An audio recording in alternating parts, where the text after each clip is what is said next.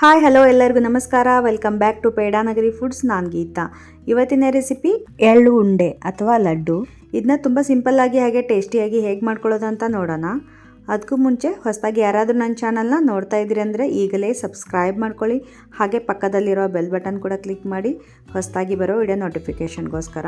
ಹಾಗೆ video ಇಷ್ಟವಾಗಿದ್ದರೆ please ಒಂದು like ಮಾಡಿ, ಶೇರ್ ಮಾಡಿ, ಕಮೆಂಟ್ಸ್ ಮಾಡಿ. ಸೊ ಬನ್ನಿ ಹಾಗಿದ್ದರೆ ಇವತ್ತಿನ ಆರೋಗ್ಯಕರವಾದ ಎಳ್ಳುಂಡೆ ರೆಸಿಪಿಯನ್ನು ಹೇಗೆ ಮಾಡ್ಕೊಳ್ಳೋದು ಅಂತ ನೋಡ್ಕೊಳ್ಳೋಣ.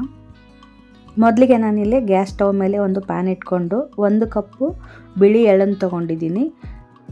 ಸೊ ಇಲ್ಲಿ ಬಿಳಿ ಎಳ್ಳು ಹಾಕ್ಕೊಂಡ್ಬಿಟ್ಟು ಇದನ್ನು ಲೋ ಟು ಮೀಡಿಯಮಲ್ಲಿ ಇಟ್ಕೊಂಡ್ಬಿಟ್ಟು ಚೆನ್ನಾಗಿ ಹುರ್ಕೋಬೇಕಾಗತ್ತೆ.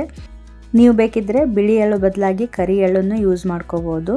ಸೊ ಕರಿ ಎಳ್ಳಿಂದು ಇನ್ನೂ ಟೇಸ್ಟ್ ತುಂಬಾ ಚೆನ್ನಾಗಿ ಬರುತ್ತೆ ಬಿಳಿ ಎಳ್ಳಕ್ಕಿಂತ. ಸೊ ನೋಡ್ತಿರ್ಬೋದು ನೀವು ಇಲ್ಲಿ ಕಲರ್ ಚೇಂಜ್ ಆಗಿದೆ ಲೈಟಾಗಿ. ಸೊ ಇಷ್ಟಾದರೆ ಸಾಕು.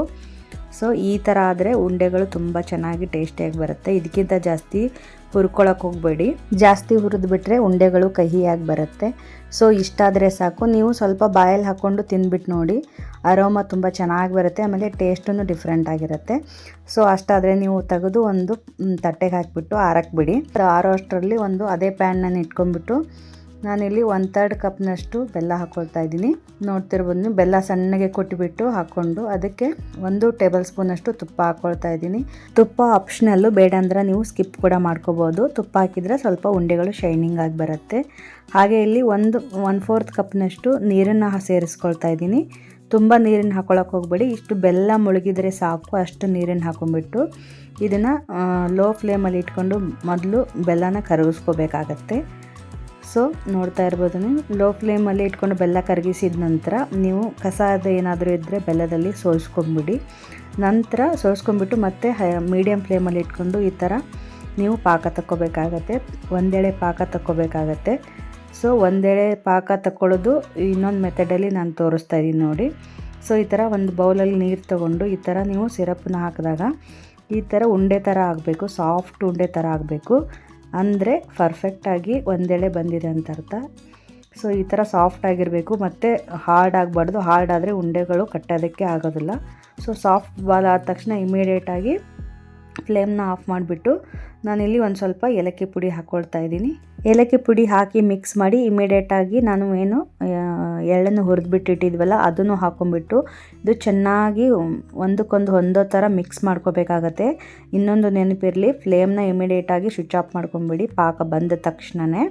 ಸೊ ಮಾಡಿಕೊಂಡು ಇಮಿಡಿಯೇಟಾಗಿ ಸ್ವಿಚ್ ಆಫ್ ಆದ ನಂತರ ಚೆನ್ನಾಗಿ ಮಿಕ್ಸ್ ಮಾಡಿಕೊಂಡು ಸೊ ಇದನ್ನು ಒಂದು ಸ್ವಲ್ಪ ಆರೋದಕ್ಕೆ ಬಿಡಬೇಕು. ತುಂಬ ಕೋಲ್ ಆಗಬಾರ್ದು. ಸ್ವಲ್ಪ ಕಟ್ಟೋದಕ್ಕೆ ಬಿಸಿ ಟಚ್ ಮಾಡೋ ಥರ ಇದ್ದರೆ ಸಾಕು. ತುಂಬ ಆರೋದಕ್ಕೆ ಬಿಟ್ಟರೆ ಉಂಡೆ ಕಟ್ಟೋದಕ್ಕೆ ಆಗೋದಿಲ್ಲ. ಸೊ ಈ ಥರ ಸ್ವಲ್ಪ ಬಿಸಿ ಇರುವಾಗಲೇ ಈ ಥರ ಕೈಗೆ ಅಥವಾ ತುಪ್ಪ ಅಥವಾ ಸ್ವಲ್ಪ ನೀರನ್ನು ಹಚ್ಕೊಂಡ್ಬಿಟ್ಟು ಸ್ವಲ್ಪ ನಿಮ್ಗೆ ಯಾವ ಸೈಜಲ್ಲಿ ಬೇಕಲ್ಲ ಆ ಸೈಜನ್ನ ಉಂಡೆನ ಈ ಥರ ಉಂಡೆ ಸೈಜಲ್ಲಿ ಕಟ್ಕೊಂಡ್ಬಿಟ್ರೆ ಆಯಿತು. ನೋಡ್ತಿರ್ಬೋದು ನೀವಿಲ್ಲಿ ನಾನು ಈ ಸೈಜಲ್ಲಿ ಕಟ್ಕೊಳ್ತಾ ಇದ್ದೀನಿ. ನೀವು ದೊಡ್ಡದು ಅಥವಾ ಚಿಕ್ಕದು ಯಾವುದಾದ್ರೂ ಕಟ್ಕೋಬೋದು. ಸೊ ನೋಡ್ತಾ ಇದ್ದೀರಲ್ವ ಎಷ್ಟು ಚೆನ್ನಾಗಿ ಉಂಡೆಗಳು ರೆಡಿ ಆಗ್ತಾ ಇದೆ ಅಂತ ಹೇಳ್ಬಿಟ್ಟು. ಹಾಗೆ ನೀವು ಉಂಡೆ ಕಟ್ಟಬೇಕಾದ್ರೆ ಇದೇನಾದರೂ ಕಟ್ತಾ ಸ್ವಲ್ಪ ಡ್ರೈ ಆದರೆ ಮತ್ತೆ ಸ್ವಲ್ಪ ನೀವು ಲೋ ಫ್ಲೇಮಲ್ಲಿ ಇಟ್ಕೊಂಡು ಈ ಮಿಕ್ಸರ್ನ ಸ್ವಲ್ಪ ಬಿಸಿ ಮಾಡ್ಕೊಳ್ಳಿ. ಲೈಟಾಗಿ ಬಿಸಿ ಮಾಡಿದರೆ ನಿಮ್ಗೆ ಮತ್ತೆ ಪಾಕ ಸ್ವಲ್ಪ ಅದು ನೀರಾಗುತ್ತೆ ಗಟ್ಟಿಯಾಗಿರೋದು. ಮತ್ತು ನೀವು ಇಮಿಡಿಯೇಟಾಗಿ ಈ ಥರ ಉಂಡೆಗಳನ್ನ ಮಾಡಿಟ್ಕೊಂಡ್ರಾಯಿತು. ಹಾಗೆ ನೀವು ಉಂಡೆ ಕಟ್ಬಿಟ್ಟು ಈ ಥರ ರೋಲ್ ಮಾಡಿದರೆ ನೋಡ್ತಾ ಇರ್ಬೋದು ಎಷ್ಟು ಶೈನಿಂಗಾಗಿ ಕಾಣಿಸ್ತಾ ಇದೆ ಉಂಡೆಗಳು. ಆ ಥರ ರೋಲ್ ಮಾಡಿದರೆ ನಿಮಗೆ ಉಂಡೆಗಳು ಶೇಪ್ ಚೆನ್ನಾಗಿ ಬರುತ್ತೆ. ಹಾಗೆ ಶೈನಿಂಗ್ ಆಗೂ ಕಾಣಿಸುತ್ತೆ. ನೋಡೋದಕ್ಕೆ ತುಂಬ ಚೆನ್ನಾಗಿರುತ್ತೆ, ತಿನ್ನೋದಕ್ಕೂ ಅಷ್ಟೇ ರುಚಿಯಾಗಿರುತ್ತೆ. ಸೊ ನೋಡ್ತಾ ಇದ್ದೀರಲ್ವ ಎಷ್ಟು ಚೆನ್ನಾಗಿ ಬರ್ತಾಯಿದೆ ಉಂಡೆಗಳು. ತುಂಬ ಕಡಿಮೆ ಟೈಮಲ್ಲಿ ಹೆಲ್ದಿಯಾದ ಒಂದು ಸ್ವೀಟ್ನ ನೀವು ರೆಡಿ ಮಾಡ್ಕೋಬೋದು.